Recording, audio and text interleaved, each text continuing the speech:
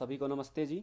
आज यूपीएससी ने अपना एनडीए और एनए यानी कि नेशनल डिफेंस एकेडमी और नेवल एकेडमी का एग्ज़ाम का नोटिफिकेशन जारी किया हुआ है अपने वेबसाइट पे। तो चलिए इसके बारे में थोड़ा ब्रीफ इंट्रोडक्शन देखते हैं, ठीक है। सबसे पहले तो ये जो एनडीए ने इसका डेट निकाला है वो आज यानी कि आज 22/12/2021 को इसका एग्ज़ाम का फॉर्म भरने का डेट निकाला है। यानी कि आप आज से फॉर्म भरना स्टार्ट कर सकते हैं 22/12 से, और 11/1/2022 तक आप फॉर्म भर सकते हैं इसका, ठीक है। और ये एग्ज़ाम होने वाला है आपका नेशनल डिफेंस एकेडमी और नेवल एकेडमी का। और ये एग्ज़ाम लेने वाला है कौन? यूपीएससी, ठीक है, यूनियन पब्लिक सर्विस कमीशन, जो कि आईएएस का भी एग्ज़ाम लेती है, ठीक है। चलिए अब कुछ एलिजिबिलिटी देख लेते हैं। जो इसकी एलिजिबिलिटी है वो यूपीएससी ने कुछ तय कर रखी है, जो कि हम आगे देखेंगे, ठीक है। जो इसको फुलफ़िल नहीं करेंगे वो इस फॉर्म को नहीं भर पाएंगे। और भरना कैसे इस फॉर्म को? upsconline.nic.in पे जाइए और वहाँ से आप इस फॉर्म को भर सकते हैं, ठीक है। और ये फॉर्म भरने के लिए आपको क्या क्या लगेगा? या तो आधार कार्ड, या फिर कोई स्कूल के द्वारा जारी किया होगा आईडी, या फिर सेंट्रल गवर्नमेंट या स्टेट गवर्नमेंट के द्वारा जारी किया हुआ कोई भी आईडी, या फिर पैन कार्ड और पासपोर्ट तो इस उम्र में होता नहीं किसी का, या फिर ये सब। तो आप आधार कार्ड दे सकते हैं या फिर स्कूल के द्वारा जारी किया गया कोई फ़ोटो आईडी दे सकते हैं, ठीक है। और जैसा कि हमने बता ही दिया कि इस एप्लीकेशन को भरने का लास्ट डेट क्या है? 11 जनवरी 2022 शाम को 6 बजे तक, ठीक है। और अगर आप इस फॉर्म को वापस लेना चाहते हैं तो 18/1/2022 से 24/1/2022 तक शाम 6 बजे तक ले सकते हैं, ठीक है। चलिए, और इसका जो ई कार्ड मतलब ई एडमिट कार्ड जो होता है, जो इसका एडमिट कार्ड होता है वो आता है ऑनलाइन के माध्यम से, आपके पोस्ट के द्वारा नहीं आता है। वो आता है 3 सप्ताह पहले, एग्जामिनेशन होने के 3 सप्ताह पहले upsconline.nic.in पे आता है। और इसी पर से आपको इसका एडमिट कार्ड डाउनलोड करना पड़ता है, ठीक है। और आपको जो ईमेल है वो वैलिडेट देना होगा, क्योंकि ईमेल का ही यूज़ इस एग्ज़ाम में अधिकतर होता है आपके डॉक्यूमेंट्स का आदान प्रदान के लिए, ठीक है। और ये जो एग्ज़ाम होता है वो निगेटिव मार्किंग वाला होता है, यानी कि अगर आप गलत आंसर देते हैं उस पर पेनल्टी लगेगा। और ये ऑब्जेक्टिव टाइप क्वेश्चन पेपर आता है इसमें, यानी कि ऑप्शंस रहते हैं 4 और उसमें से कोई एक आपको टिक करना रहता है, ठीक है। और इसमें सिर्फ और सिर्फ आपको ब्लैक बॉल पॉइंट पेन का ही यूज़ करना है, ठीक है। इसमें जेल पेन का यूज़ नहीं करना, सिर्फ और सिर्फ ब्लैक बॉल पॉइंट पेन। और साथ ही पेंसिल और इंक पेन प्रोहिबिटेड है। हाँ, ये रहा इंक पेन यानी कि जेल पेन। इंक पेन यानी कि जेल पेन इसमें क्या है? प्रोहिबिटेड है, ठीक है। इंक पेन प्रोहिबिटेड है, और पेंसिल भी आपको सिर्फ और सिर्फ ब्लैक बॉल पॉइंट पेन ही यूज़ करना है। इस बात पे ज़रा ध्यान रखिएगा, क्योंकि इसी पे आपको नंबर मिलने वाला है, ठीक है। और इसमें ओएमआर शीट आता है, वो आपको भरनी है, ठीक है। चलिए अब आगे देखते हैं थोड़ा सा और इन्फॉर्मेशन जो दिया हुआ है। हाँ, ये जो एग्ज़ाम जो है ये आपको 10 अप्रैल 2022 को इसका एग्ज़ाम डेट है, यानी कि इसी तारीख को आपको ये एग्ज़ाम देने जाना होगा, ठीक है। यूपीएससी की ये खास बात है कि एग्ज़ाम पहले से फिक्स रहता है, पूरा साल भर का शेड्यूल। और ये एनडीए का जो है, ये एनडीए का 149th कोर्स है। और एनए का यानी कि इंडियन नेवल एकेडमी का ये 111th कोर्स है, ठीक है। और अगर आप अभी एग्ज़ाम देते हैं, जो कि 10 अप्रैल 2022 को एग्ज़ाम देंगे, तो ये आप जो एनडीए या फिर एनए में जब एडमिशन होगा आपका, कब होगा? 2 जनवरी 2023, यानी कि 2 जनवरी 2023 को आपको एडमिशन मिलेगा इन सभी डिफेंस अकेडमीज़ में, ठीक है, या फिर नेवल एकेडमी में। अब वैकेंसीज देख लेते हैं कि कितनी वैकेंसीज आई हैं कुल। तो टोटल वैकेंसीज इसमें आई हैं 400, जिसमें से कि 208 हैं आर्मी के लिए, ठीक है।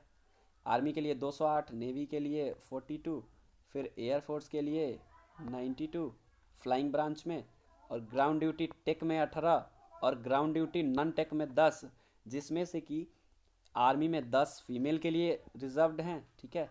आर्मी में 10 फीमेल के लिए रिजर्व्ड हैं, और 3 फीमेल के लिए रिजर्व्ड हैं नेवी में। और फ्लाइंग ब्रांच में भी 2 फीमेल के लिए रिजर्व्ड हैं। ग्राउंड ड्यूटी टेक में भी 2 फीमेल के लिए, और ग्राउंड ड्यूटी नॉन टेक में भी 2 फीमेल के लिए।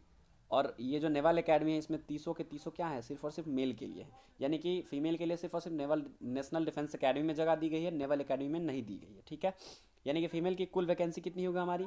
10 3 13 2 15 2 17 2 19, यानी कि कुल 19 वैकेंसीज निकली हैं फीमेल्स के लिए। कितनी? 19 वैकेंसीज कुल निकली हैं फीमेल्स के लिए, ठीक है। चलिए आगे देखते हैं। चलिए इसमें, हाँ, ये अपना सेंटर्स जिसका जिसका भी सेंटर है इसमें अपना देख ले, ठीक है। ये थोड़ा सा इधर आप स्क्रीनशॉट ले लीजिए इसका, ठीक है। इसके बाद मैं ऊपर करता हूँ। इसमें किसका किसका सेंटर कहाँ कहाँ पड़ा है एग्ज़ाम का अपना देख लेगा, इसी यहीं आप सेंटर्स डाल सकते हैं, ठीक है। और थोड़ा सा ऊपर करते हैं। हाँ, इसका भी आप स्क्रीनशॉट ले लीजिए। ले लिए? चलिए आगे बढ़ते हैं। अब एलिजिबिलिटी क्या होगी इसकी? सबसे पहला तो वो इंडिया का सिटीजन हो, या फिर नेपाल का सिटीजन हो, या फिर इंडियन ओरिजिन का हो, और यहाँ से माइग्रेट किया हो, पाकिस्तान से, युगांडा से, केन्या से, अफ्रीकन कंट्री बेसिकली, अफ्रीकन की बहुत कंट्रीज़ हैं, ठीक है, वियतनाम भी इसी में है, इथियोपिया, ये भी अफ्रीकन कंट्रीज़ ही हैं, ठीक है। तो ये सारी कंट्रीज अपना चेक कर लीजिए, ठीक है। अब एज लिमिट देखते हैं, जो कि सबसे बड़ा बात है। एज लिमिट कितना होना चाहिए? एनडीए के लिए जो एज लिमिट है वो है 2 जुलाई 2003 से 1 जुलाई 2006 तक जो भी आदमी जन्मा हो, यानी कि 2 तारीख को भी जिसका जन्म होगा वो भी, और 1 जुलाई को भी जिसका जन्म होगा वो भी, ये सारे एलिजिबल हैं इस एग्ज़ाम के लिए। अगर 1 जुलाई 2006 के बाद हैं तो नहीं एलिजिबल हैं, 2 जुलाई 2003 के पहले हैं तो भी एलिजिबल आप नहीं हैं। और जो आपका एज है वो डिसाइड कैसे होगा?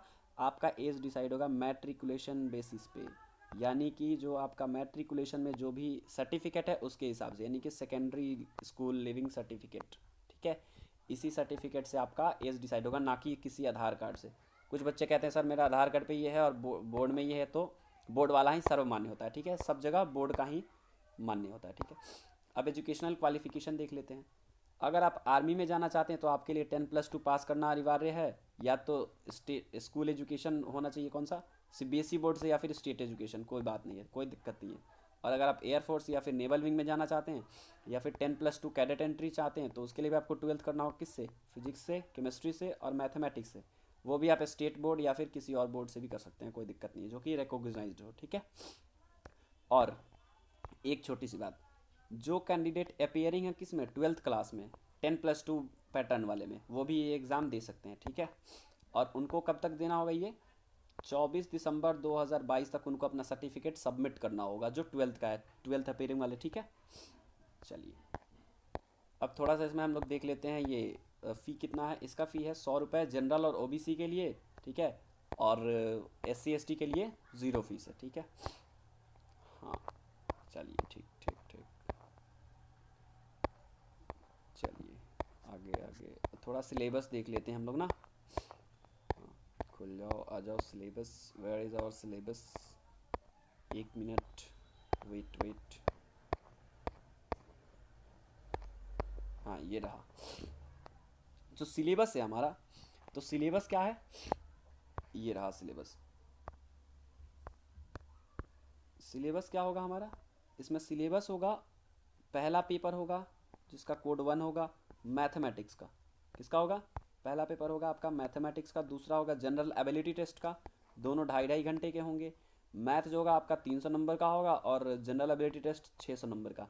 यानी कि मैथ्स में एक क्वेश्चन होगा 2.5 नंबर का, और इसमें जनरल एबिलिटी टेस्ट में 4 नंबर का, ठीक है। इस हिसाब से टोटल कितना नंबर बनता है? रिटेन एग्जाम में आपका टोटल नंबर हुआ 900 नंबर, ठीक है, और 900 नंबर एसएसबी में, यानी कि कुल 1800 नंबर का आपका एग्ज़ाम होने वाला है, ठीक है। आप एग्ज़ाम कुल कितने नंबर के देने वाले हो? 18 नंबर का। और ये रहा आपका सिलेबस। मैथमेटिक्स में आएगा आपका एल्जेब्रा पोर्शन आता है जो 12th में होता है। फिर आपका आता है इधर मैट्रिसेस एंड डिटर्मिनेंट, जो कि आपका 12th का सिलेबस है, 11th 12th का।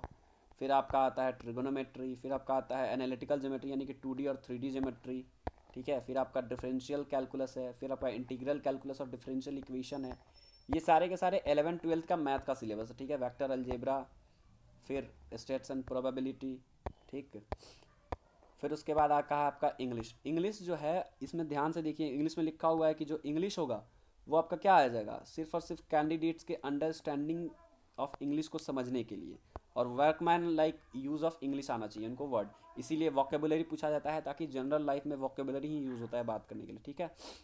और इसमें कौन सा कवर एस्पेक्ट होता है, मतलब एस्पेक्ट कौन सा कवर होता है? ग्रामर, यूजेज, उसके बाद वोकेबुलरी, उसके बाद कॉम्प्रीहेंशन, कोहेंसन। देखिए सिलेबस पढ़ने से आपको पता चल जाएगा, grammar, vocabulary, comprehension and cohesion in extended text, ठीक है। आपकी सिर्फ और सिर्फ इंग्लिश में समझ समझी जाती है, ठीक है। जनरल इंग्लिश में क्या है? जनरल इंग्लिश में हमको सिर्फ और सिर्फ क्या लिखा हुआ है, ये देखिए, to show their knowledge and intelligent understanding of the subject, ठीक है। ठीक ठीक ठीक, इसमें ये नहीं दिया हुआ कि आपको स्पेशलाइजेशन चाहिए, ठीक है। ये इसमें पहला तो आता है फिजिक्स, आपका जनरल आता है, ठीक है। आप जनरल फिजिक्स भी पढ़िएगा तो हो जाएगा, उसमें कोई मुश्किल नहीं है।